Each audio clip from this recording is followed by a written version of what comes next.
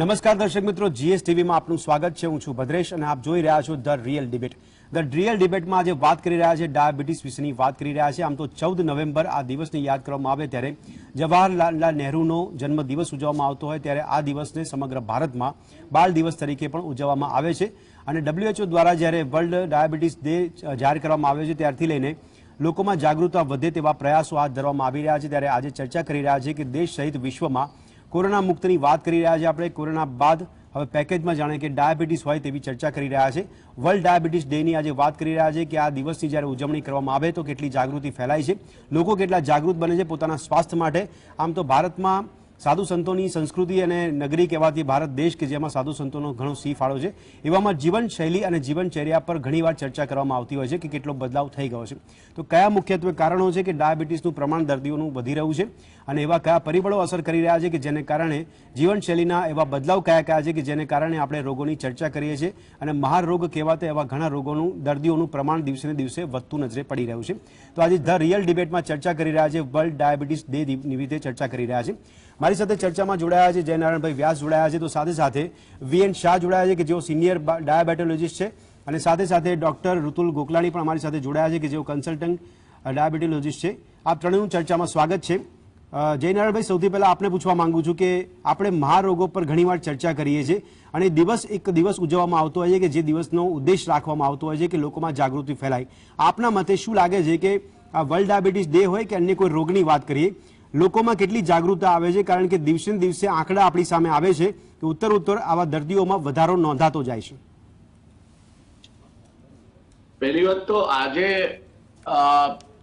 જે દિવસ 14મીએ ઉજવવામાં આવે છે, 14મી નવેમ્બરે, આપણે અત્યાર સુધી માત્ર બાલ દિન તરીકે જ જાણતા હતા જ્યારે અમે સ્કૂલમાં ભણતા હતા.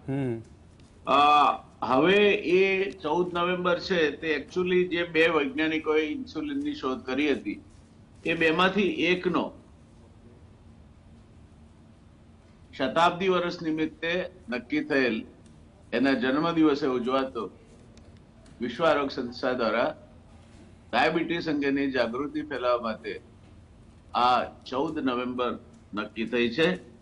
અને એ જે વૈજ્ઞાનિક છે એનું નામ હતું ફ્રેડરિક બેન્ટિંગ. એટલે ત્રણ વસ્તુ આમાં જોડાય. એક ફ્રેડરિક બેન્ટિંગ એ જે બે વૈજ્ઞાનિક હતા એમાંના એક વૈજ્ઞાનિક જેણે ઇન્સ્યુલિનની શોધ કરી, બીજું એમની જન્મ શતાબ્દીનું વર્ષ, ત્રીજું એમની જન્મ દિવસ 14 નવેમ્બર. આ ત્રણેય વસ્તુને ભેગી કરીને ડાયાબિટીસ અંગેની જાગૃતિ ફેલાવવા માટે વિશ્વ આરોગ્ય સંસ્થાએ આની શરૂઆત કરી. ખૂબ સાચું કહ્યું આપે આના જે ભૂમિકા રચવામાં કે આ લાઈફસ્ટાઈલ ડિસીઝ છે. લાઈફસ્ટાઈલ ડિસીઝ એટલે જીવન પદ્ધતિને કારણે ઉભો થતો એવો રોગ જેને આપણે કંકોત્રી લખીને બોલાવીએ છીએ. ડાયાબિટીસ બે જાતનો છે. ટાઈપ 1 એ જુવેનાઇલ ડાયાબિટીસ કે છે, જન્મથી હોય છે, જેમાં ભારતમાં પ્રમાણમાં ઓછા કેસો છે. અને ટાઈપ 2 એટલે લાઈફસ્ટાઈલના કારણે અથવા તો પાર્ટલી મે બી જીનેટિકલ કારણોને કારણે ઉભો થતો ડાયાબિટીસ. વિશ્વ આરોગ્ય સંસ્થાએ એવું કહ્યું છે એના અહેવાલમાં કે આવનાર સમયમાં more people will die because of lifestyle diseases rather than communicable diseases. એટલે આવનાર સમયમાં ચેપી રોગોની સરખામણીમાં લાઈફસ્ટાઈલ ડિસીઝ જેને કહેવાય, જીવન પદ્ધતિના કારણે થતો રોગ કહેવાય, તે વધુ ને વધુ લોકોને મારવા માટે કારણભૂત હશે. આજે પણ આપણે માણસના મૃત્યુના કારણો જોઈએ તો એમાં પહેલા નંબરે હૃદય રોગ છે અને છઠ્ઠા નંબરે સ્ટ્રોક એટલે કે લકવો છે. અને આ બંને રોગ બે મુખ્ય કારણો, એક તો બેઠાડું જીવન, કસરત નહીં કરવી અને ખાવા ઉપર કોઈ પ્રકારના કાબુ વગર હાઈ ફેટ હાઈ કાર્બ એ ખોરાક લેવો અને પછી બાકી રહેતું હોય તો પેલો ચિંતા, સ્ટ્રેસ હરીફાઈના કારણે હોય, પરીક્ષાના કારણે. હમણાં આ વખતની પરીક્ષાની સિઝનમાં 2 બાળકો ગુજરી ગયા હાર્ટ એટેક. એક દીકરી હતી 10th માં અને દીકરો હતો 12th માં. 10th ની પરીક્ષાના દિવસે એને હાર્ટ એટેક આવ્યો, ખેડા લઈ ગયા હોસ્પિટલમાં, શી ડાઈડ. અને દીકરાની 12th ની પરીક્ષા ચાલતી હતી ત્યારે હાર્ટ એટેક આવ્યો, લઈ ગયા, હી ડાઈડ. હવે પ્રશ્ન એ થાય કે આપણા ત્યાં આ જે કંઈ થઈ રહ્યું છે એમાં ડાયાબિટીસ ક્યાં આવ્યો? આપણે હૃદય રોગની વાત કરીએ છીએ, તો ડાયાબિટીસ છે કોઈ પણ મકાનનો પાયો જેમ ચણીએ એટલું ઊંચું અને તાકાતવર મકાન બનાવી શકાય, એમ બધા રોગનો પાયો નાખનાર ડાયાબિટીસ. કોવિડ વખતે એનો ભરપૂર ઉપયોગ થયો. કેટલાક ડોક્ટરોએ કોઝ ઓફ ડેથમાં ડાયાબિટીસ લખવાનું પણ ચાલુ કર્યું હતું. wherein it is absolutely untrue to say and conclusively established કે આ ડાયાબિટીસના કારણે મૃત્યુ થયું છે. It could be diabetes led problem, but COVID has more mortality in cases where there are comorbidities. એટલે એને લાભ લઈને કોવિડ થી મૃત્યુ ઓછા દેખાય એટલા માટે કેટલાક હોશિયાર લોકોએ ડાયાબિટીસને પણ મૃત્યુનું કારણ લખવાનું શરૂ કરેલું, which was according to me absolutely wrong. આપણા દેશમાં ડાયાબિટીસની વાત કરીએ દર 6 માંથી 1 વ્યક્તિ ડાયાબિટીસથી પીડાય છે અને વિશ્વમાં દર 10 માંથી 1 વ્યક્તિ ડાયાબિટીસથી પીડાય છે. અને જે આંતરરાષ્ટ્રીય ડાયાબિટીસ ફેડરેશન છે એણે જે અંદાજ મૂક્યો છે તે પ્રમાણે 2045 સુધીમાં 134 કરોડ લોકોને ડાયાબિટીસ થશે. અને આ લોકોમાંથી ટાઈપ 1 આપણે ત્યાં ઓછો હશે, પણ ટાઈપ 2 ડાયાબિટીસનો વ્યાપ એ વધારે હશે. અને એનું મૂળ કારણ શહેરો અને સ્પર્ધાત્મક જીવન પદ્ધતિ, વધારે પડતી મહત્વાકાંક્ષા અને પોતાના આરોગ્ય પ્રત્યેની સભાનતાનો અભાવ આ ગણી શકાય. ડાયાબિટીસ એક એવો રોગ છે કે જેના કારણે કોઈ જ મરતું નથી, પણ એના કારણે એવી વિકૃતિઓ શરીરમાં ઊભી થાય છે. પહેલી તો એ કે તમને તમારી જે કોમોર્બિડિટી વધારી આપે છે હાજર હોય એટલે તમારી રોગ પ્રતિરોધક શક્તિ ઘટે છે. અને એને કારણે સામાન્ય રીતે જે વ્યક્તિને આ ઘાતક ન નીવડવો જોઈએ એવો રોગ પણ શરદીમાંથી પણ વકરીને એ ઘાતક નીવડી શકે છે. એટલે આ ડાયાબિટીસથી સીધું કોઈ મરતું નથી અને લોકો એના કારણે પણ કંઈક અંશે બેદરકાર છે. કંઈક અંશે પૂરતા જાણકારી અને જેને કહેવાય કે વૈજ્ઞાનિક માહિતીથી પણ લોકો અજાણ હોય છે.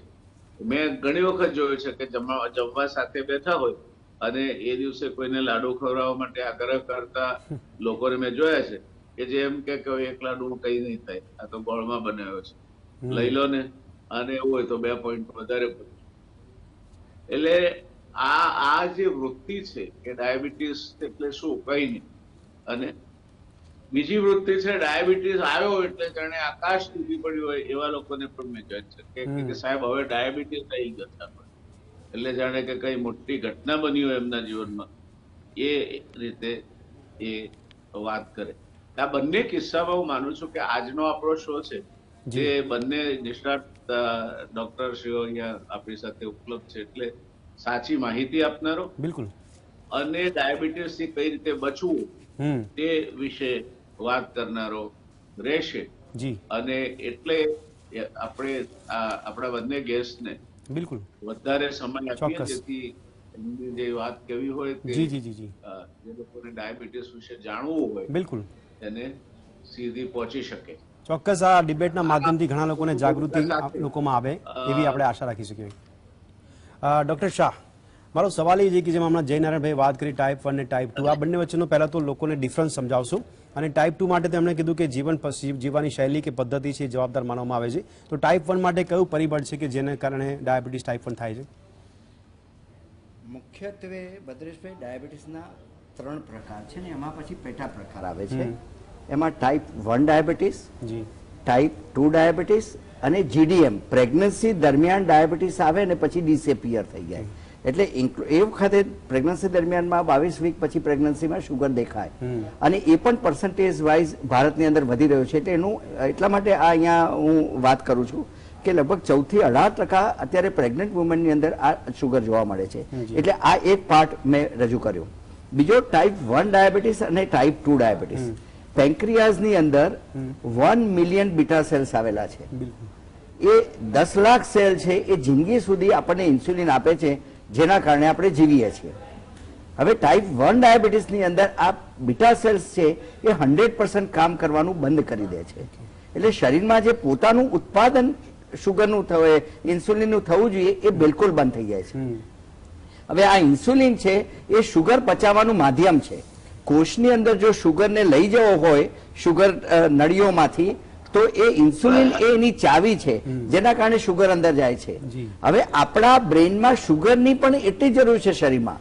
હું ઘણી વખત મારા બધા પેશન્ટ મિત્રોને બી સમજાવું છું કે જો બ્રેઇનની અંદર 3 થી 5 મિનિટ શુગર 0 મળે આપણે મરી જઈએ, બ્રેઇન ડેડ. એટલે ટાઈપ 1 ડાયાબિટીસ ની અંદર ઇન્સ્યુલિન, ઇન્સ્યુલિન અને insulin, there is no second option. જેવું બચ્ચાને ડાયગ્નોસિસ થાય એટલે ઋતુલભાઈ પાસે દોડશે, એ ડોક્ટર પાસે, બી ડોક્ટર પાસે, મારી પાસે, સાહેબ ઇન્સ્યુલિન બંધ કરે દો, મારા બચ્ચાને કોઈ પણ રીતે બચાવો પણ ઇન્સ્યુલિન મારે નથી આપવું. પણ આવી ભૂલ કદાપી ન કરવી જોઈએ. એનું નામ ટાઈપ 1 ડાયાબિટીસ છે. ઘણું બધું રિસર્ચ ચાલી રહ્યું છે. Stem cell, beta cell transplant, insulin, oral insulin, inhale insulin અત્યારે અમેરિકામાં આવી ગયું છે. ઘણું બધું આ ઓપ્શનમાં છે. પણ આ બધાની અંદર only and only treatment is a insulin, that is type 1 diabetes. Type 2 ડાયાબિટીસનું કારણ એવું છે કે due to the our lifestyle, જે જયનારાયણભાઈએ એક સુંદર બેકગ્રાઉન્ડ તૈયાર કર્યું, આપણા દેશની પરિસ્થિતિ, કઈ પરિસ્થિતિની અંદર આ ડાયાબિટીસ થાય છે, એમાં ટાઈપ 2 ડાયાબિટીસ એ મુખ્યત્વે છે. મોર દેન 95% ઇઝ અ ટાઈપ 2 ડાયાબિટીસ. હવે આ જે ટાઈપ 2 ડાયાબિટીસ છે એ બીટા સેલ્સ ફંક્શન છે એ જ્યારે ઇન્સ્યુલિન સિક્રિશન કરે એ ઓછું કરે ત્યારે ટાઈપ 2 ડાયાબિટીસ આવે. અથવા તો ઇન્સ્યુલિન જે ઓબેસ પર્સનની અંદર ઇન્સ્યુલિન સિક્રિશન થાય, શરૂઆતમાં વધારે થાય અને પછી ધીરે ધીરે ઘટવા માંડે, પણ એ ઇન્સ્યુલિન રેઝિસ્ટન્ટ હોય. એટલે અંદરના ભાગમાં જે ઇન્સ્યુલિન પોતે બહાર આવે એ કોષોની અંદર કામ ન કરે, અને એ કામ ન કરે એટલા માટે શુગરની માત્રા વધી જાય. ધીરે ધીરે પેલો ઘોડો દોડવાનું બંધ કરવા માંડે. એમાં બીટા સેલ્સ છે સ્વાદુપિંડની અંદર રહેલા એ થાકવા માંડે અને પોતાનું કામ ઓછું કરવા માંડે. એટલે ધીરે ધીરે ડાયાબિટીસની અસર આવતી જાય અને આ બાજુ ઇન્સ્યુલિન સિક્રેશન ઓછું થતું જાય. એટલે લોકો ઘણી વખત એવી માન્યતા છે કે પેલો ગોળી તો એક જ ગોળીમાં મારા મિત્રને તો શુગર કંટ્રોલ થઈ ગયો, અને ડાક્ટર સાહેબ મારે કેમ 3 ગોળી લેવી પડે છે? પણ એ કંટ્રોલ કરવાના જુદા જુદા રસ્તાઓ છે અને એમાં ઘણું બધું નવું રિસર્ચ જયનારાયણભાઈ આવી રહ્યું છે. એટલું બધું રિસર્ચ આ વખતે હું હમણાં અમેરિકામાં બસ 2 મહિના હતો, પણ ઘણું બધું જાણીને આવ્યા છીએ કે જે આગળ જતા હ્યુમન બિંગ માટે ખૂબ કામમાં આવવાનું છે. આપણે કોરોનાની વાત કરી, હું 1 મિનિટ આના ઉપર કહી દઈશ કે કોરોનાની અંદર, કોરોનામાં શું થયું તો કોરોના ઇટસેલ્ફ બીટા સેલ્સને નુકસાન કર્યું ને શુગર આવ્યું. કોરોનાની અંદર ભરપૂર સ્ટીરોઇડનો ઉપયોગ થયો, જ્યાં ઇન્ડિકેશન હતું કે નહોતું એમાં પછી મ્યુકર માઇકોસિસ ને બધું આવ્યું, એટલે એના કારણે શુગર આવ્યું. ત્રીજું ફેક્ટર જે હતું એ લોકોને બેઠાડું, 2 વર્ષ લોકોએ કામ જ નથી કર્યું, બેઠાડું જિંદગીને ઘરે ભજીયા ગોટા પાપડી ફાફડા જ ખાધા છે. એટલે એ આવ્યું, લોકોના નોકરી ધંધા ગયા, ઘરે બેસીને કામ ના થયું, દુકાનો, that is the stress factor. અને આ બધાના કારણે આ કોરોના દરમિયાન ટાઈપ 2 ડાયાબિટીસ આવ્યો. અચ્છા ડોક્ટર શાહ, આપે જે વાત કરી કે સુગર જરૂરિયાત પણ છે, પણ ઘણા લોકો એવી માન્યતા રાખતા હોય છે. તો એક સવાલ એટલા માટે થાય છે કે હવે વડીલો અને યુવાઓ વચ્ચેનો ગેપ બહુ વધી ગયો છે, ખાઈ વધી ગઈ છે. પહેલા કદાચ ઘરમાં વડીલો વધારે સલાહ આપતા હતા અને બધી બાબતોને આગળ ધપાવતા હતા, હવે જોવા ઓછું મળે છે. તો સવાલ એ થાય છે કે સુગર જો જરૂરી છે તો લોકો ઘણા એવી માન્યતા રાખે છે કે સુગર આપણે સહેજ પણ લેવાની નહીં, ચા પીવી હોય તો પણ એમાં સુગર નહીં નાખવાની, આપણે ગોળનો ઉપયોગ કરી લેવાનો, આ પ્રકારની માન્યતા લોકો ધરાવતા હોય છે. તો આ કેટલું વ્યાજબી છે? વદરેશભાઈ, આ જે છે ને મિથ છે. આપણે જે 100% ખોરાક ખાઈએ છીએ એમાં 60 થી 65% કાર્બોહાઈડ્રેટ એ શુગર છે. શુગરમાં 2 પ્રકાર છે, એક ડાયરેક્ટ શુગર અને બીજી ઇનડાયરેક્ટ શુગર. જે ઇનડાયરેક્ટ શુગર છે કોમ્પ્લેક્સ કાર્બોહાઈડ્રેટ, કારણ કે તમે આઈસ્ક્રીમ ખાધી કે સ્વીટ ખાધી અથવા એ ફ્રૂટ, કે રસ ખાધો કેરીનો, એ ડાયરેક્ટ શુગર છે. જેવા ડાયરેક્ટ આપણને મળે. બાકી ઇનડાયરેક્ટ શુગર છે જે આપણને રોટલી છે, બધા અનાજોમાં છે, ભાતમાં છે, આ બધાની અંદર બધા બાકીના ફ્રૂટ્સ જે 4 ફ્રૂટને છોડીને એ બધા કોમ્પ્લેક્સ કાર્બોહાઈડ્રેટ છે. એટલે ડાયરેક્ટ શુગર અને ઇનડાયરેક્ટ શુગર એમાંથી 60 થી 65% એવરી ડે આપણને આ ઇનડાયરેક્ટ શુગરની જરૂરિયાત છે. 10% ઓઇલ ઘીની પણ જરૂરિયાત છે, બિલકુલ બંધની વાત નથી. અને 20 થી 25% પ્રોટીનના ડાયટની એવરીડે જરૂરિયાત છે. પણ આપણા ફૂડની અંદર જે આપણો ગુજરાતી ફૂડ કહીએ કે ઇન્ડિયન ફૂડ કહીએ, આપણે બધા કાર્બોહાઈડ્રેટ ઇટર છીએ. 80% our food is a carbohydrate. રોટલી દાળ ભાત શાક અને પછી બાકીનું જે આવ્યું હોય ભજીયા ગોટા ને તળેલી વસ્તુ. સવારે પાપડી આવે, ફાફડા આવે ને તળેલી વસ્તુઓ આવે, સેવ આવે ને સેવ મમરા આવે નાસ્તામાં. એટલે આ બધી વસ્તુઓ છે. એટલે ડાયરેક્ટ અને ઇનડાયરેક્ટ જે પણ આપણે કહીએ છીએ એ કાર્બ્સ અને ફેટ કહીએ છીએ, નો પ્રોટીન્સ. અને એના કારણે આપણા ત્યાં આપણે બધા ઇન્ટરનેશનલી થીન ફેટી ઇન્ડિયન્સ કહે છે. આપણે એની કમ્પેરિઝનમાં પટલા દેખાઈએ છીએ, પણ આપણા શરીરની અંદર ચરબીનું પ્રમાણ વધારે છે ઇન કમ્પેરિઝન વિથ યુરોપ અને અમેરિકા. બીકોઝ એ લોકોની અંદર ફેટ માસ ઓછો છે અને પ્રોટીનની માત્રા એટલે મસલ માસ વધારે છે. આ ફરક આપણા અને એ લોકોના જીનેટિક ફરક છે. બિલકુલ. ડોક્ટર ઋતુલ, આપણે પણ પૂછવા માંગુ છું, આપ કન્સલ્ટન્ટ છો, તો સવાલ થાય છે કે જ્યારે ડાયાબિટીસની શરૂઆત થાય છે ત્યારે કેવા લક્ષણો જોવા મળતા હોય છે દર્દીઓમાં, અને એ લોકો આપણી જ્યારે કન્સલ્ટન્ટ કરવા માટે આપણી સાથે આવે છે ત્યારે કયા પ્રકારનો એ વાર્તાલાપ અને કયા પ્રકારની સમજ મેળવતા હોય છે? જનરલી ડાયાબિટીસમાં જે સિમ્ટમ્સ હોય છે, આપ લક્ષણો વિશે પૂછી રહ્યા છો, ખૂબ તરસ લાગવી, ભૂખ લાગવી, વારંવાર યુરિન જવું, પગમાં ખાલી ચડવી, બળતરા થવી, પણ આમાંથી થાક લાગવો, મોટા ભાગના સિમ્ટમ્સ એવા છે કે ઘણીવાર આપણે નિગ્લેક્ટ કરતા હોઈએ છીએ. એના ઘણા બધા કારણ છે. કારણ કે ઘણીવાર યુરિન વધારે જવું પડે, આજકાલ બધા લોકો એસી નો યુઝ વધારે કરે છે.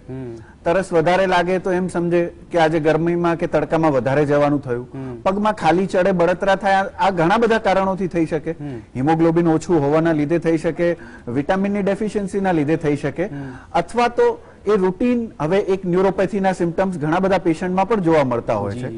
જનરલાઇઝ વીકનેસ એટલે કે થાક લાગવો એ પણ એક કોમન સિમ્ટમ છે. આમ એબ્સોલ્યુટલી જોવા જઈએ તો ડાયાબિટીસના એવા લક્ષણો નથી કે જે આપણે કહી શકીએ કે આ ડાયાબિટીસ જ છે અને ડાયાબિટીસના જ લક્ષણો છે. હા, પણ આ બધું કમ્બાઈન કરીએ અને એ જ્યારે સિન્ડ્રોમ બને ત્યારે આપણે 100% એને કહી શકીએ કે આ ડાયાબિટીસના લક્ષણો છે. અને હું એક બે બીજા પોઈન્ટ પણ આમાં એડ કરવા માંગુ છું, જે વીએન શાહ સરે અને જયનારાયણ વ્યાસ સાહેબે વાત કરી કે ઇન્ડિયામાં ટાઈપ 1 ડાયાબિટીસનું પ્રમાણ ઓછું છે. ખરેખરમાં જે આઈડીએફ એટલાસની સાહેબ વાત કરતા હતા, એ આઈડીએફ એટલાસ પ્રમાણે ભારતમાં ટાઈપ 1 ડાયાબિટીસનું પ્રમાણ સૌથી વધારે છે. આ ટાઈપ 2021 ની જે આપણી ન્યૂ એટલાસ છે એ પ્રમાણે એમાં 25 લાખ અરાઉન્ડ બાળકો છે કે જેમને ટાઈપ 1 ડાયાબિટીસ છે. અને આ 25 લાખ બાળકો છે એમાં દર વર્ષે અરાઉન્ડ 25,000 નો વધારો થતો રહે છે, જેનો દર પણ આપણા દેશમાં સૌથી વધારે છે. 2021 પહેલાની જે આઈડીએફ એટલાસ હતી એમાં ટાઈપ 1 ડાયાબિટીસ એમાં આપણે ભારત બીજા નંબરે હતું. આમ જોવા જઈએ તો પોપ્યુલેશનની સરખામણીમાં જોઈએ તો ચાઇના એ સૌથી આગળ છે, ટાઈપ 2 ડાયાબિટીસ એ ચાઇનામાં સૌથી આગળ છે, અને total number of diabetic patient ચાઇનામાં સૌથી આગળ છે. પણ ટાઈપ 1 ડાયાબિટીસ છે એ ભારતમાં સૌથી વધારે છે અને બીજા નંબરે અમેરિકા આવે છે. સો એક ટાઈપ 1 ડાયાબિટીસ માટે આપણે જેટલું પણ ધ્યાન આપી શકીએ એટલું ઓછું છે. એનું કારણ છે એ બાળકમાં થાય છે. વીએન શાહ સરે ઓલરેડી સમજાવ્યું કે ઇન્સ્યુલિન જ એક ઓપ્શન છે. જ્યારે બાળકને ફર્સ્ટ ટાઈમ 4-5 વર્ષની ઉંમરમાં જો ટાઈપ 1 ડાયાબિટીસ આવે ત્યારે એમના ફેમિલી પર જે તકલીફો આવતી હોય છે એમને સમજવામાં બધાના ઘરે, આજે ઇવન હું ડોક્ટર છું, મારા ઘરમાં જો કોઈને ટાઈપ 1 ડાયાબિટીસ આવે તો પણ મારા માટે એ બહુ જ અઘરી વસ્તુ હોય છે. સમજાવવી, એક્સેપ્ટ કરવી એ બહુ અઘરી વસ્તુ હોય છે. એટલે ટાઈપ 1 ડાયાબિટીસ માટે આપણે જેટલી અવેરનેસ ફેલાવી શકીએ, જેટલી મહેનત કરી શકીએ એટલી હંમેશા ઓછી છે. બીજું આપે મને પૂછ્યું કે આપ શું સમજાવતા હો? યસ, આપણા ફર્સ્ટ ટાઈમ જ્યારે પેશન્ટ ડાયગ્નોઝ થઈને આવે છે ત્યારે એને સમજાવવું, એમાં સૌથી પહેલા તો એને એક્સેપ્ટ કરાવવું કે આપને ડાયાબિટીસ છે, અને એ એક્સેપ્ટ થયા પછી મેડિસિન ચાલુ કરાવવી એ પણ એક બહુ અઘરી વસ્તુ છે. કારણ કે આપણા દેશમાં એકલી એલોપેથી ચાલે છે એવું નથી. આપણા દેશમાં આયુર્વેદિક દવાઓ, હોમિયોપેથિક મેડિસિન, એના પર પણ ખાસું એવું જોર છે અને લોકોને વિશ્વાસ છે. હું એવું નથી કહેતો કે ખોટી મેડિસિન હોઈ શકે, પણ 100% ઘણીવાર એવું છે કે એની અસર થતા થતા ડાયાબિટીસ માં એના કોમ્પ્લિકેશન્સ થવાના ચાલુ થઈ જાય છે, એટલી ઘણીવાર એ મેડિસિન સ્લો હોઈ શકે છે. પણ સૌથી મહત્વની વસ્તુ આમાં લાઇફસ્ટાઇલ મોડિફિકેશન પર જોર આપવું જ રહે હંમેશા. કારણ કે લાઇફસ્ટાઇલ મોડિફિકેશન, જેમ જય નારાયણ વ્યાસ સરે ઓલરેડી સમજાવ્યું કે આ એક લાઇફસ્ટાઇલ ડિઝીઝ છે, એટલે જેટલું આપણે લાઇફસ્ટાઇલ પર ચેન્જ લાવી શકીએ એટલું વધારે જરૂરી છે. પણ પ્રોબ્લેમ એવો છે કે પહેલા જે આપણે મોડિફાયેબલ રિસ્ક ફેક્ટર કહેતા હતા, જે રિસ્ક ફેક્ટરને આપણે ચેન્જ કરી શકીએ એવું ગણતા હતા, એવા રિસ્ક ફેક્ટર હવે આપણે મોડિફાઈ નથી કરી શકતા. સ્ટ્રેસ, મને કોઈ આવીને મારા કેબિનમાં પૂછે કે સ્ટ્રેસ કેવી રીતે ઓછો કરવો, પણ સામે જયારે રિલેટિવ આવે છે એમ જ કહે છે કે મારા વાઇફ કે મારા હસબન્ડ છે એ બહુ સ્ટ્રેસ લે છે, પણ એ તો 100% ને છે. અમદાવાદમાં રહેવા વાળા દરેક પેશન્ટને સ્ટ્રેસ તો 100% છે, એટલે એ નોન મોડિફાયેબલ રિસ્ક ફેક્ટર થઈ ગયું. વજન આપણે ઓછું કરવાની વાત કરીએ છીએ, પણ વજન ઓછું કરવું એનાથી અઘરી કોઈ વસ્તુ જ નથી. એ પણ ઓલમોસ્ટ તમે 6 મહિના, 12 મહિના કે 1 વર્ષ, 2 વર્ષ માટે વજન ઓછું કરો છો, ફરીથી ડાયાબિટીસ છે લાઈફ ટાઈમ માટે રહેવાનો છે, ફરીથી વજન વધવા લાગે છે. સ્ટ્રેસમાં ઘણા લોકો સ્મોકિંગ છે, ડ્રિંકિંગ છે, આ બધી વસ્તુઓ, ડાયટ છે, ડાયટ તમે કેટલા દિવસ લાઈફસ્ટાઈલ માટે ફોલો કરે છે પેશન્ટ.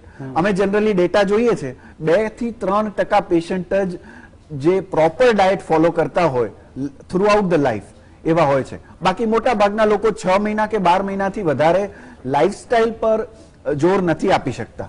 એટલે આ એક બહુ દુર્લભ રોગ છે અને એને ટાળવા માટે, એને કંટ્રોલમાં રાખવા માટે આપણે ખૂબ જ મહેનત કરવાની, ખૂબ અવેરનેસ ફેલાવવાની બહુ જરૂર છે. ચોક્કસ દર્શક મિત્રો, અવેરનેસ ફેલાવવા માટે જ અમારો આ કાર્યક્રમ પણ અમે ગોઠવ્યો છે કે જેથી કરી તજજ્ઞો દ્વારા આપને પણ ઘર બેઠા માહિતી મળી શકે, ડાયાબિટીસ જેવો રોગ શું છે તેની માહિતી મળી શકે, તેના વિશેની જાગૃતતા આપના સુધી પહોંચી શકે એવો અમારા પ્રયાસ છે. આ ચર્ચાને પણ આગળ વધારીશું અને જેમ ડોક્ટર્સ કહી રહ્યા છે કે લાઈફસ્ટાઈલ જે છે એમાં બદલાવ લાવવાની જરૂર છે, એ કેમ નથી લાવી શકતા, લોકો એવી માનસિકતા કેમ ઊભી નથી કરી શકતા, એવા પરિબળો પર પણ ચર્ચા કરીશું, એવા વાતાવરણ પર ચર્ચા કરીશું. પરંતુ રોકાઈશું એક નાનકડા વિરામ માટે. વિરામ બાદ દર્શક મિત્રો આપનું સ્વાગત છે. આપ જોઈ રહ્યા છો ધ રિયલ ડિબેટ અને ધ રિયલ ડિબેટમાં આજે વાત કરી રહ્યા છે વર્લ્ડ ડાયાબિટીસ ડેની, કે જેની જાગૃતતા ફેલાવવા માટેનો પણ અમારો એક પ્રયાસ છે, જેના ભાગરૂપે આ ચર્ચા કરી રહ્યા છે. ચર્ચા આપણે આગળ વધારીએ. જય નારાયણભાઈ, આપને પૂછવાનું મન થાય છે, જેમ હમણાં બંને એક્સપર્ટ ડોક્ટર કહી રહ્યા છે કે તે લોકો એવું કહી રહ્યા છે અને વધારે ભાર આપી રહ્યા છે કે જીવનશૈલી, ખાવાની પદ્ધતિ પર પણ વધારે ધ્યાન આપવાની જરૂર છે. જય નારાયણભાઈ, મારો સવાલ છે કે આપણી રહેણી કરણી એવી વર્ષોથી જોતા આવ્યા છે, બાળક જ્યારથી ખાવાનું ચાલુ થાય છે ત્યારથી એક અલગ પદ્ધતિ ઊભી થઈ જાય છે. હવે વર્ષોથી એ પદ્ધતિને અપનાવી હોય અને અચાનક જ્યારે આવો પ્રકારનો સંકેત મળે ડાયાબિટીસના અને ડોક્ટર સલાહ આપે કે આ જીવન પદ્ધતિ કે ખાવાની પદ્ધતિ બદલવાની જરૂર છે, આપણે એને જલ્દી એડોપ્ટ કેમ નથી કરી શકતા, સ્વીકારી કેમ નથી શકતા? એનું કારણ છે આ વર્ષોથી ચાલી આવતી આપણી ખાવાની પદ્ધતિ નથી. રાત્રે 1 વાગે ભાજી પાઉં ખાવા અને એમાં પેલો ધબકારે બટર કે પિઝા ખાવા, બીજી કોઈ તળેલી વસ્તુ ખાવી, ના પચે તેવો હેવી ખોરાક ખાવો, આપણા ત્યાં ક્યાં હતું? આપણા ત્યાં તો મોટા ભાગના ગામડામાં તો વીજળી જ નહોતી, એટલે 7 વાગે એટલે જમીને સુઈ જાય.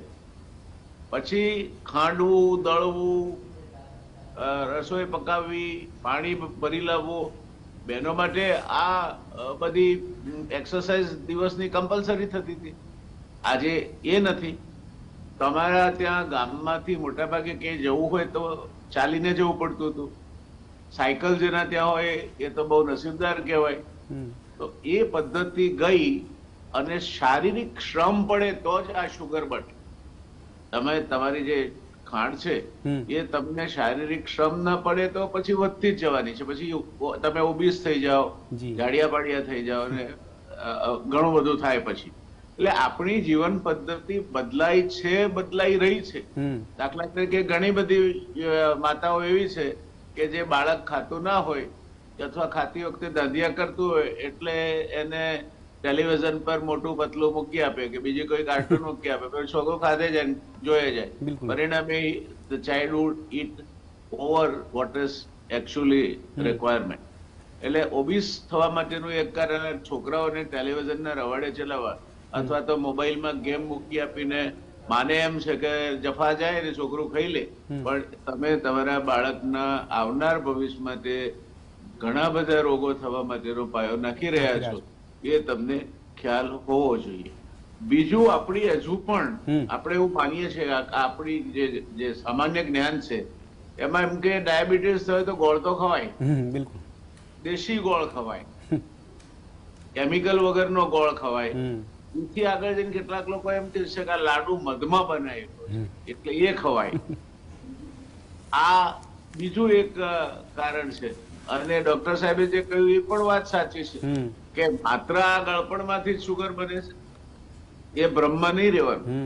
તમે જેનાથી બનતી ખાંડને શર્કરાને પૂરેપૂરી બાળી ન શકો અને તમારું જે શરીરમાં જે સ્ત્રાવ છે પેન્ક્રિયાસમાંથી છૂટો પડતો ઇન્સ્યુલિનનો એ પૂરતો ના હોય ત્યારે તમને સ્વાભાવિક રીતે આ થાય છે. હવે આ એક મુદ્દાની વાત થઈ કે તમે કોઈ કસરત જ ના કરો, ગરીના નાકે જવું હોય તો પણ સ્કૂટર ને તમે કિક મારો ને પાનની દુકાને જઈને ઉભા રહો. Now this is a bad habit. તમે ચાલતા ચાલતા કેમ ન જઈ શકો? નજદીકમાં ઓફિસ હોય તો ચાલતા ચાલતા કેમ નહીં જઈ શકો? ચોથા માળે રહો છો અને 25-27 વર્ષની ઉંમર છે તો ચાલતા ચાલતા નીચરણી ચડીને ઘરે જવાનું, નીચરણી ઉતરીને ઘરેથી બહાર નીકળવાનું એ કેમ ન રાખી શકો? પણ we want comfort of everything in life and are neglecting જે શરીરને શ્રમ આપવો પડે તે શ્રમ આપણે નથી કરતા. ઉપરથી જંક ફૂડ ખાઈએ છીએ, ટીવી જોતા જોતા ખાવું એ પણ એક મહાન ખોટું કૃત્ય છે. અને આ બધાની સાથોસાથ જાત જાતના નુસ્ખા અપનાવીએ છીએ કે આ ખાઈએ, અમુક પડીકી ખાવાથી ડાયાબિટીસ મટી જાય. ને ડાયાબિટીસ એકવાર થયો પછી સંપૂર્ણપણે મટતો નથી એવો મગજમાં નાખી દેવો અને એનાથી ગભરાવાની કોઈ જરૂર નથી. તમે અંદરથી કોમ્પિટન્ટ ડોક્ટર જેમાં તમને વિશ્વાસ હોય અને એનો તમે હિસાબ રાખો વજનનો અને તમારી 15 દિવસ બ્લડ શુગર માપો સવાર સાંજ એટલે ભૂખ્યા પેટે અને જમ્યા પછી 2 કલાકે. તો મને લાગે છે કે તમારા ડાક્ટરને પણ સરળતા પડશે તમારું મોનિટરિંગ કરવા.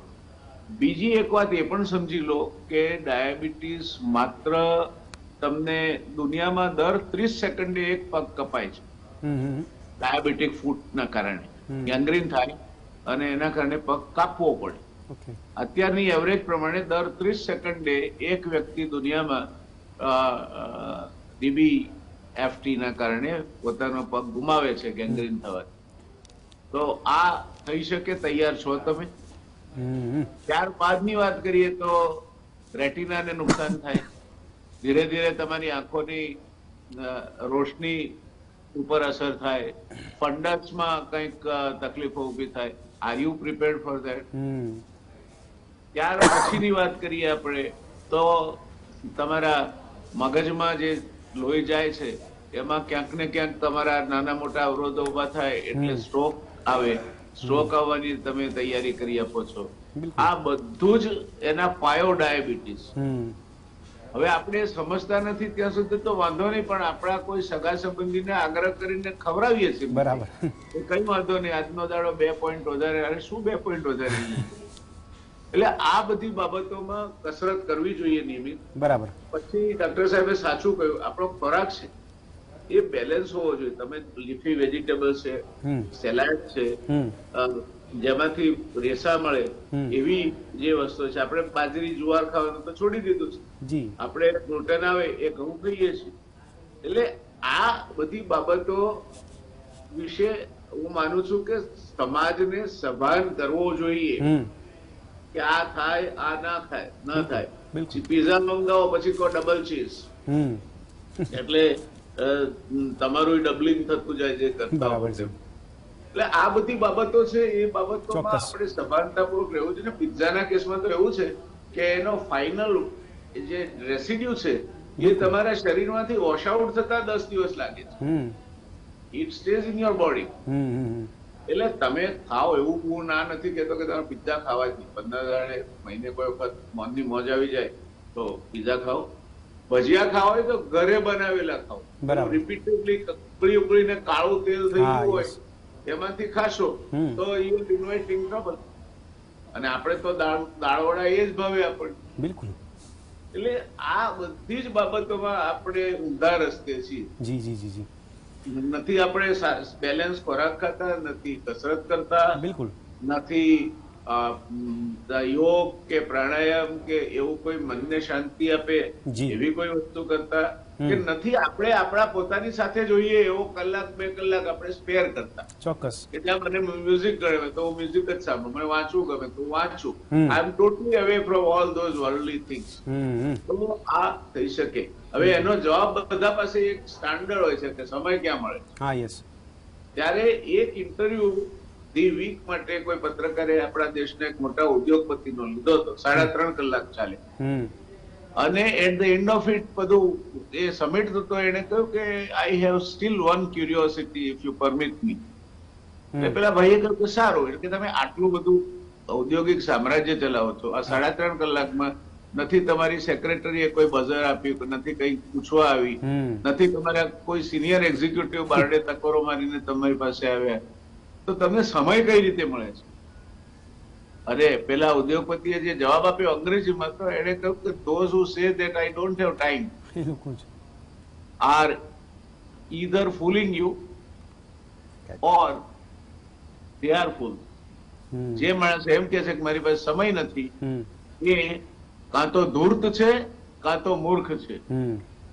સમય 24 કલાક બધાની પાસે હોય છે. બિલકુલ અને હું ટાઈમ મેનેજમેન્ટના ક્લાસીસ પહેલા ચલાવતો, અચ્છા ઘણી મોટી મોટી સંસ્થાઓ. હા બરાબર પહેલા દિવસે હું એમને એક સીટ આપું કે આપણા 6 દિવસ છે આપણે સાથે, તમારે રોજનું તમારું ટાઈમ ઓડિટ કરવાનું અને ઇફેક્ટિવલી યુઝ ટાઈમ કેટલો એ કાઢવાનો. તો કોઈ ગમે તેવું મોટું સારામાં સારું પ્લાનિંગ કરીને ટાઈમ વાપરતો એ 70% થી વધારે સમય નથી વાપરતો. બરાબર છે. You still have 30% of your time, meaning thereby that if you consider 12 hours, I am not talking about night. તો એ તમે 12 કલાકમાંથી 3 કલાક ને 60 મિનિટ 3 કલાક ફ્રી છો. જી તમે ધારો તો વાપરી શકો છો, મ્યુઝિક સાંભળી શકો છો, ચાલવા જઈ શકો છો, બધું કરી શકાય છે. Only thing is you have to have aptitude for that and understand કે આ નહીં કરીએ તો ભયંકર મોટી તકલીફો આપણને લાગુ પડશે. બરાબર. પછી લાગુ પડે એટલે પછી ઉપાય શોધવા જઈએ તો એનો કોઈ અર્થ નથી. So I think better is prevention is better than ક્યો બિલકુલ.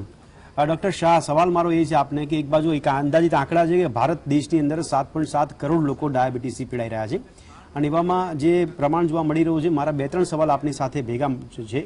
એક તો આમાં એજ જે છે એમાં કોઈ ફેક્ટર રિસ્ટ્રિક્શન છે કે ભાઈ આ એજમાં ડાયાબિટીસ થઈ શકે, એક સવાલ. બીજો સવાલ મહત્વનો એ થાય છે કે ડાયાબિટીસ કંટ્રોલમાં રાખવા માટે અવનવા તુક્કા લોકો અપનાવતા હોય છે, જેમ ઇન્સ્યુલિન્સની આપણે વાત કરી તો એ સિવાય બીજા કોઈ વિકલ્પ ખરી? કારણ કે અત્યારે ટેકનોલોજીથી ઘેરાયેલો આ વ્યક્તિ છે અને આ વ્યક્તિ ટેકનોલોજીનો એટલો ઉપયોગ કરીને શું ડાયાબિટીસ પણ કંટ્રોલમાં રાખી શકે એવી કોઈ ટેકનોલોજી ખરી આપણે? અને નહીં તો હાઇપોટેક કે એવી કોઈ ગ્લુકોઝની ટેબ્લેટ પોતાની સાથે લાઈફ સેવિંગ દવા તરીકે રાખવી જોઈએ. જેવું તમને હાથ ઠંડા પડવા માંડે, પરસેવો થાય, શરીરમાંથી શક્તિ હણાઈ ગઈ છે એવું લાગે, એટલે બિલકુલ બિંદાસ એક ગોળી ખાઈ જાવી, ને એકથી ના માટે તો બે ખાઈ જાય. બરાબર. એ વખતે ચોકલેટ શોધવા અને બિસ્કિટ શોધવા જશો તો you are using whatever energy you have left in finding it out, not necessarily કે તમે જ્યાં શોધવા જશો ત્યાં મળશે. એ વખતે ગભરાશો. આ હાઇપોગ્લાઇસેમિયા જે છે, જે સાહેબે કહ્યું તે તદ્દન સાચી વાત છે. આનાથી ચિંતા કરવાની જરૂર છે, કારણ કે આ સમય નથી આપતો. જી જી જી.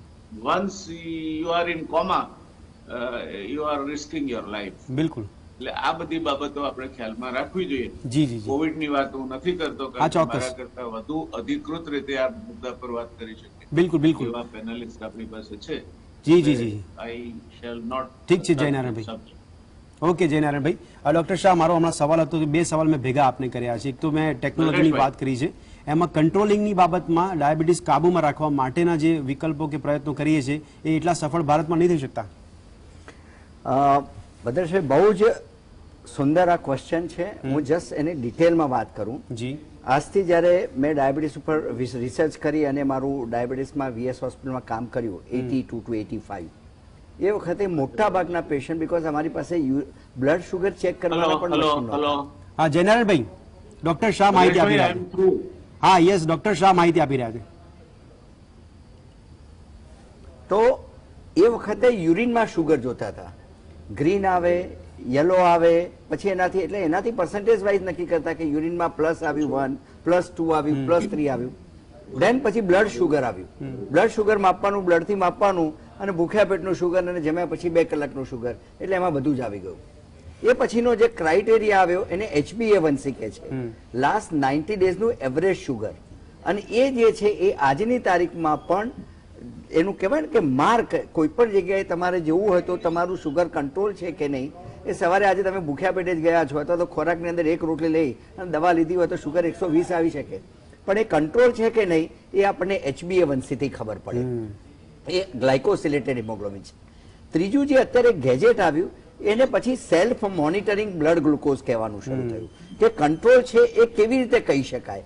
પહેલું તો કંટ્રોલ શુગર ને કેવી રીતે આવ્યું છે એ પહેલું સમજીએ. મને ડાયાબિટીસ છે, મારું ભૂખ્યા પેટનું શુગર 70 થી 130 ની અંદર આવવું જોઈએ, અને જમ્યા પછીનું શુગર 80 થી 180 ની વચ્ચે આવવું જોઈએ, અને લાસ્ટ 90 ડેઝનું એવરેજ શુગર HbA1c એ 7 ની નીચે આવવું જોઈએ. એ કંટ્રોલ છે. એ કંટ્રોલ હવે કેવી રીતે જોઈ શકાય? તો આ ગેજેટ છે. હવે આ ગેજેટમાં આના પહેલાનું જે ગેજેટ આવ્યું એને self monitoring of the blood glucose કહે છે. દરેક ઘરે ઘરે હવે ગ્લુકોમીટર આવી ગયા. આપણા દેશમાં હજી પણ એ પરિસ્થિતિ નથી. યુરોપ, અમેરિકા અને ડેવલપ કન્ટ્રીઝની અંદર તો ડાયાબિટીસ ડિટેક્ટ થાય એની સાથે ગ્લુકોમીટર તમને મળી જાય. તમારે શું જોવાનું? તો જમ્યા પહેલાનું પણ sugar, pre breakfast, post breakfast, pre dinner, post dinner, અને રેન્ડમ શુગર. રાતે 3 વાગે પ્રોબ્લેમ થયો હોય તો કઈ લેબોરેટરીમાં જગાડીને તમે શુગર જોવાના, તો વિથ ધી 1 માઇક્રો ડ્રોપ તમને શુગરની ખબર પડી જાય કે વોટ ઇઝ યોર લેવલ. એટલે હું ઘણી વખત કહું છું કે વારે વારે લોકો રિપોર્ટ કરીને અઠવાડિયામાં 2 વખત બ્લડ, એટલે હું કહું બ્લડ ડોનેશનની જરૂર નથી. 1 માઇક્રો ડ્રોપ થી તમને આ ખ્યાલ આવી જાય. That is the technology of the diagnosis. હવે જે લેટેસ્ટ આવ્યું છે એને કન્ટિન્યુઅસ ગ્લુકોઝ મોનિટરિંગ સિસ્ટમ કહે છે. 2 ટાઈપના મશીન છે, એક 7 દિવસ ચાલે, બીજું એક 14 દિવસ ચાલે, અને હવે નવું જે 2 થી 3 વર્ષથી એક મશીન આવ્યું છે એ 90 દિવસ ચાલે, 3 મહિના ચાલે. એ દર 5 મિનિટે અહીંયા બટન જેવું સેન્સર આવે, એ આપણને શુગર આપ્યા કરે. ઇવન આ સિમ્પલ મારો મોબાઈલ લઈને આઈ કેન સી ધેટ કે મારું શુગરનું લેવલ 150 છે, 200 છે, એટલે સુંદર કંટ્રોલ આવ્યો. બીજું જે આપણે વાત જયનારાયણભાઈએ કહ્યું કે ટ્રીટમેન્ટમાં, તો ઇન્સ્યુલિનની ટ્રીટમેન્ટ આજે શોધાએ 101 વર્ષ થયા. 1921 ની અંદર બેન્ટિંગ અને બેસ નામના જે સાયન્ટિસ્ટે કેનેડામાં ઇન્સ્યુલિનનું ઇનોવેશન કર્યું, અને એ પછી એમાં પણ રિફાઇન થઈને અત્યારે હાલ જે લેટેસ્ટ ઇન્સ્યુલિન આપણી પાસે આવી ગયા, it is a definitely related to the આપણા જે પેન્ક્રિયાઝમાંથી ઇન્સ્યુલિન આવે છે એ પેરેલલ છે, એને એનાલોગ્સ તરીકે ગણવામાં આવે છે. આ ઇન્સ્યુલિન આવ્યા ઇઝ અ ટ્રીટમેન્ટ. મેડિકલની અંદર બીજી દવાઓ આવી. પહેલી આપણી પાસે 2 દવાઓ હતી, સલ્ફોનાઇડ યુરિયાસ અને બીજું બાયોગ્યુએનાઇટ, એમાં મેટફોર્મિન આપણી આજે યુનિવર્સલ, આજે વર્લ્ડની અંદર યુનિવર્સલ દવા છે. એની પાસે જુદા જુદા ગ્રુપની દવાઓ આવી, એમાં DPP-4 આવ્યું, એકાર્બોઝ આવ્યું, SGLT2 અને GLP-1 નામ. એટલે હવે નાવ દુનિયા ઓબેસ પેશન્ટની અંદર ને જેમાં પોતાનું સી પેપ્ટાઇડ સારું અને બીટા સેલ ફંક્શન સારું હોય, એમાં અમે એવું કહીએ છીએ કે રિવર્સલ ઓફ ધી ડિઝીઝ, ડાયાબિટીસમાંથી બચી શકીને તમે રિવર્સ થઈ શકો. એ નાવ ન્યૂ ટેકનોલોજી અને new thought process regarding the reversal of the disease ચાલે છે. અને એના માટે આ SGLT2 એટલે it is a debate of the even cardiologist અને ડાયાબિટોલોજીસ્ટ.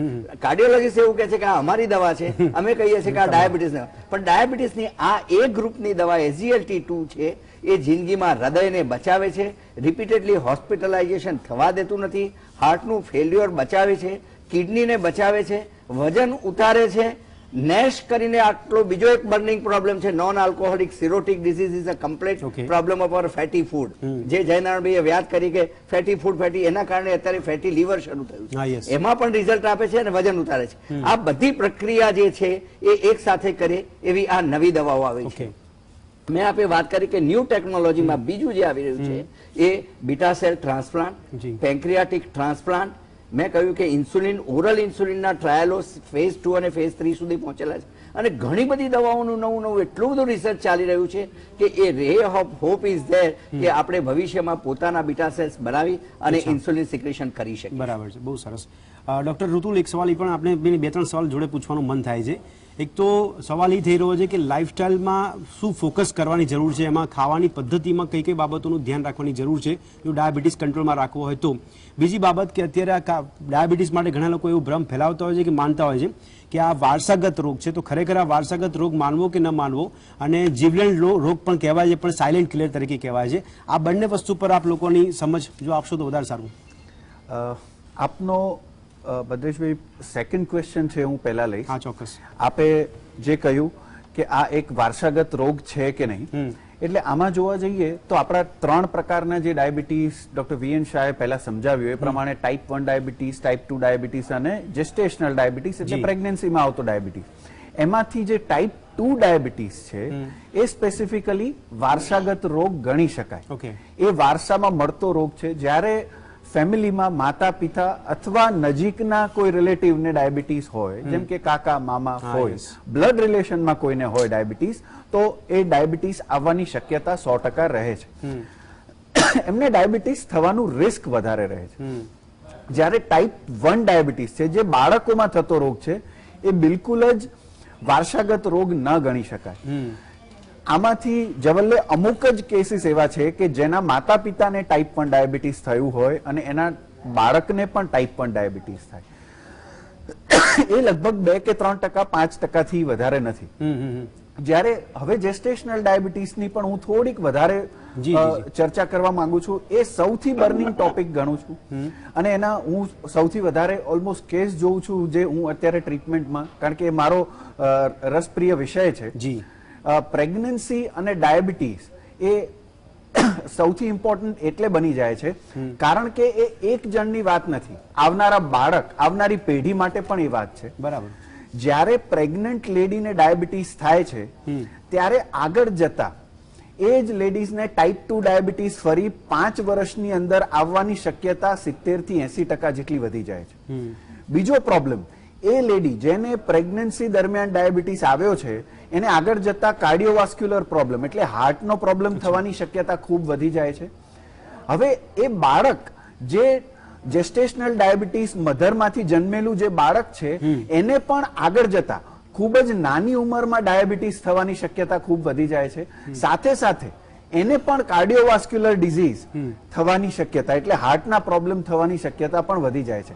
આ માટે જેસ્ટેશનલ ડાયાબિટીસ એક એવી વસ્તુ છે, હું માનું છું કે એને એક પ્રોબ્લેમથી આપણે રોકી પણ શકીએ છીએ. આ શક્ય પણ છે કારણ કે આપણા પ્રેગ્નન્સી દરમિયાન આપણા દેશમાં એવું હોય છે કે ફિમેલનું વેટ જેટલું વધે એટલું સારું, એને જેટલું સારું ખવડાવી શકાય. સારું એટલે અમે સારું નથી ગણતા પણ એ સારું કહેવાય છે.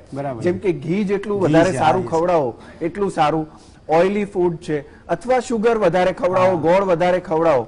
અમારા બધા જ પેશન્ટ પૂછે અમારે લાડવા તો ખવડાવવા જ પડશે ભલે ડાયાબિટીસ આવ્યો હોય. અને ખાસ કરીને માતાઓ, જે પ્રેગ્નન્ટ લેડી છે એમની માતા અને એમના સાસુ, એમને આ વસ્તુ સમજવાની જરૂર છે કે લાડવા ખવડાવવા એ બિલકુલ જરૂરી વસ્તુ નથી. આપ આપના ગાયનેકોલોજીસ્ટને પણ પૂછી શકો છો. આને આપણે અટકાવી શકીએ જો વજન એક લિમિટથી વધારે ના વધારીએ તો 100% જેસ્ટેશનલ ડાયાબિટીસને પણ થતો અટકાવી શકીએ અથવા સારી રીતે કંટ્રોલ કરી શકીએ, જેથી બાળકને જે વૂમમાં એટલે કે જે ગર્ભમાં બાળક છે એને પણ એક સારું વાતાવરણ મળે, નોર્મલ વાતાવરણ મળે, ડાયાબિટીસ વાળું વાતાવરણ ના મળે અને જેથી આગળ જતા એને પ્રોબ્લેમ ના થાય. બીજું આપે મને પહેલો સવાલ જે પૂછ્યો, ખાવા પીવામાં શું ફેરફાર કરવો, ઓલરેડી જયનારાયણ વ્યાસ સરે અને વીએન શાહ સરે ઘણું બધું સમજાવ્યું. જેમ કે રેસાવાળી વસ્તુઓ વધારવી આપણા ખાવામાં, તળેલી વસ્તુઓ ઓછી કરવી, રિફાઇન્ડ ફ્લોર એટલે કે મેદો જેટલો બને એટલો ઓછો ખાવો. ઓલરેડી આ બધી વસ્તુઓ ખૂબ જાણીતી છે, એના વિશે જોડે જોડે બીજો સવાલ ઋતુલભાઈ આપને પૂછું, કારણ કે આપ ખાવાની પદ્ધતિની વાત કરો તો અત્યારે એક નવા ટ્રેન્ડિંગ જોવા મળે, લોકો વેગન ફૂડ તરફ આગળ વધ્યા છે, પ્લાન્ટ બેઝ ફૂડ તરફ આગળ વધ્યા છે. આ ખબર નહીં ક્યાંથી કોન્સેપ્ટ આવે પણ આની પર પણ હવે ઘણા લોકો જાગૃતિ ફેલાવી રહ્યા છે. આ કેટલું વ્યાજબી છે? હું માનું છું કે આ ઘણું વ્યાજબી છે મારા મત પ્રમાણે, કારણ કે આ એક નેચરલ ફૂડ છે. જ્યારે આપણે વેગન ફૂડની વાત કરીએ તો પ્લાન્ટ બેઝ ફૂડ છે તો એ આપણે પહેલાથી ખાતા જ હતા, આપણે ડાયરેક્ટલી વનસ્પતિ ખાતા જ હતા. અને આપણું શરીર જે રીતે, આપણા આંતરડા જે રીતે ભગવાને બનાવ્યા છે એ રીતે આ જે ડાયરેક્ટ આપણે જે ફ્રૂટ અને વેજીટેબલ્સ લઈએ છીએ, જી. પ્લાન્ટ બેઝ બધી જ વસ્તુઓ લઈએ છીએ, એ ડેફિનેટલી આપણા માટે, કારણ કે એમાં રેસા છે અને એ રેસા છે એ ગ્લુકોઝનું એબ્ઝોર્પ્શન આંતરડામાંથી બ્લડમાં જતા અટકાવે છે. બરાબર છે. આ માટે પ્લાન્ટ બેઝ ફૂડ 100% સારું છે. ઓકે ડોક્ટર શાહ, આપને પણ પૂછવા માંગુ છું કે એવા મુદ્દાસર, જો વિસ્તારમાં નહીં પણ મુદ્દાસર તમે કહી શકો કે કોઈ એક એક્સ વ્યક્તિ છે એને જીવનમાં ડાયાબિટીસથી બચવું હોય તો આટલા મુદ્દા પર ધ્યાન કેન્દ્રિત કરવાની જરૂર છે. આ જે કેરી હોમ મેસેજ છે જે આપણે વાત કરીએ, હા, શરીરને વધવા ન દો. ઓકે. જયનારાયણભાઈએ સ્પષ્ટ વાત કરી કે સ્થૂળતા એ આપણો હવે બર્નિંગ પ્રોબ્લેમ છે. જી. એટલે મારું પહેલો જે શબ્દ હું એવરીવેર બોલું છું, ઈટ લેસ એન્ડ વોક મોર. અચ્છા. તમે જેટલું કેલરીઝ ફૂડ, એક સિમ્પલ કેલરીની વાત કરીને પછી ફૂડની હા, વાત yes, કરું, yes. કે 1 ગ્રામ મીઠાઈ તમે ખાઓ કે આઈસ્ક્રીમ ખાઓ તો as a sugar calorie point of view એમાં 4 આવે છે. પણ તમે 1 ગ્રામ ઘી અથવા ચીઝ અથવા બટર ખાઓ અથવા તેલ ખાઓ તો એમાં 7 થી 8 કેલરી વેલ્યુ આવે છે. બરાબર છે. એટલે આપણે એમ માનીએ છીએ કે મીઠાશ ના ખવાય ડાયાબિટીસમાં, પણ તળેલું તો ખવાય, તેલ ખવાય. એટલે ઘરની અંદર ઓવરઓલ જે વપરાશ છે માથાદીઠ એ 7 કિલોથી વધારે ના થવું જોઈએ. બરાબર છે. એટલે આ જો કરીશું એટલે રોજની ચિકાશવાળી જરૂરિયાત એ આ અંગૂઠા અથવા તો 1 ચમચીની માત્રાની હા, જરૂરિયાત બરાબર. છે. એના કરતા આપણે 3 થી 5 ગણું વધારે ખાઈએ છીએ. એટલે આ ઈટ લેસ અને વોકમારમાં આ ઈટ લેસ આ થયું. Say yes to exercise, no to the diabetes. બરાબર છે. Spend 1 hour with yourself. 1 કલાક 24 કલાકમાંથી પોતાની જાતની માટે આપો. હા, yes. જયનારાયણભાઈએ બહુ સારી જ વાત કરી, એકદમ પરફેક્ટ વાત કરી કે જે વ્યક્તિ એવું કહે છે કે મારી પાસે સમય નથી, જી. એ પોતે પોતાની જાતને બી મૂર્ખ બતાવે છે હા, yes. અને સામેવાળી વ્યક્તિને બી મૂર્ખ બતાવે છે. એટલે એક્ઝેક્ટલી ડુ એક્સરસાઇઝ. મારો ત્રીજો કેરી હોમ મેસેજ છે જી. જે સ્થૂળતાની જયનારાયણભાઈએ વાત કરી, પેટની, પેટનો ગોળાવો જેટલો મોટો એટલી જિંદગી ટૂંકી. એમાં બધું શુગર આવી ગયું, સિન્ડ્રોમ એક્સ આવી ગયો, કોલેસ્ટ્રોલ આવી ગયું, ફેટી લીવર આવી ગયું, Okay. આ બધું જ આવી ગયું. એટલે આઈ એમ ટેલિંગ યુ કે ઈટ less, walk more, check your blood pressure regularly, avoid tobacco or tobacco related any product, જી. and avoid as much as possible alcohol, જી. and avoid the stress. At least have 7 to 8 hours deep sleep in a night. અત્યારે આ મોબાઈલના કલ્ચરની અંદર લોકો 2-3 બચ્ચાઓ આખી રાત chatting અને I don't know what not people are doing, જી.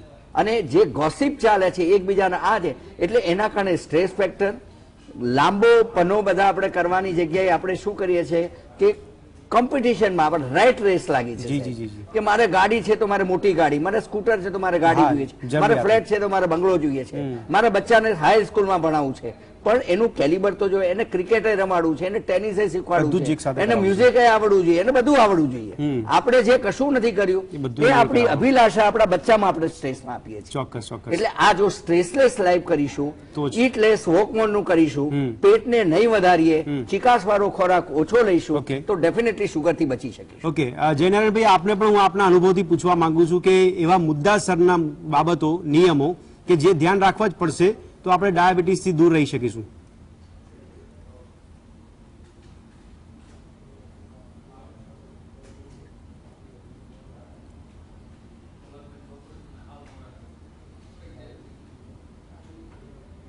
જી જયનારાયણભાઈ, મારો સવાલ આપને એ છે કે આપના અનુભવથી જણાવશો, મુદ્દાસર જેમ ડોક્ટર શાહે સલાહ આપી એવા કયા કયા મુદ્દા છે કે જેને આપ કહો કે ધ્યાનમાં રાખવાની જરૂર છે, જે જીવનનો એક પાર્ટ, જીવનશૈલીનો એક ભાગ બનાવવાની જરૂર છે?